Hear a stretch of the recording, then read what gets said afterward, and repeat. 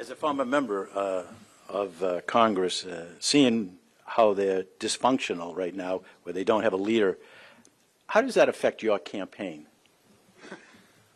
Well, look, I think the contrast between what's going on in Washington, where it's high on political theater and low on results, is almost the complete opposite of what we've done in Florida, where we kind of speak softly but carry a big stick. We deliver big results. We don't do political empty calories. We're not out there doing things for fanfare.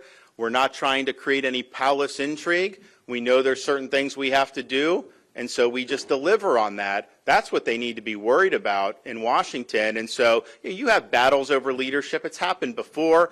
The question is, if that's what's going to happen, what's the end goal? What's the result of that? How are we better off as a result of going through this? And what I see is, I see a bunch of people with like chickens with their head cut off. I don't see any direction here. I don't see any plan to be able to make the country better. And so if it's just about you creating a ruckus or you being able to get yourself in the limelight, that's not an appropriate reason to be doing some of this stuff. In Florida, I don't have any time for the entertainment part of governance. I don't have time for any of that. All I have time to do is to be able to focus on what do I have to get done? What did I promise to do? How do I bring that in for a landing? And that goes a lot of different things, legislatively, executive.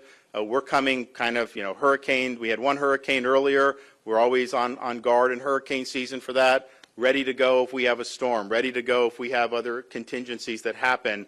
And Washington, I think, is just the opposite of that. And it's not going to bode well for the party going forward if they don't get their act together. I mean, I think ultimately the most important thing for who controls the House and Senate will be who's the presidential nominee. Because if it's me, I think we'll be able to sweep in people like we did in Florida. I think if it's Donald Trump, I think you're going to see down ballot effects that are going to make holding the House very difficult.